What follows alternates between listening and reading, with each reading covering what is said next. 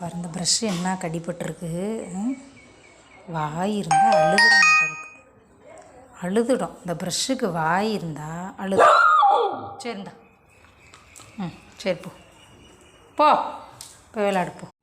சோட்டு இப்படி தான் கடிக்கணுமா?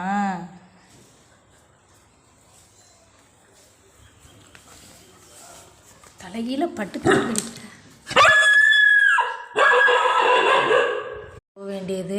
குழச்சி விட்டு ஓடியாந்து திருப்பி ப்ரஷ் எடுத்துக்கிட்டு கட்டிக்க வேண்டியது. பல்லு விளக்குறான் சோட்டு வந்து பல்லு விளக்குறான் வித்தியாசமாக. அங்கே என்ன பாருங்க எங்கள் சோட்டுவை. என்னது என்ன பண்ணணுப்பா?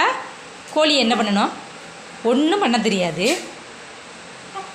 கொத்து கொத்துடு கொத்த விட்ரு. கொத்துடா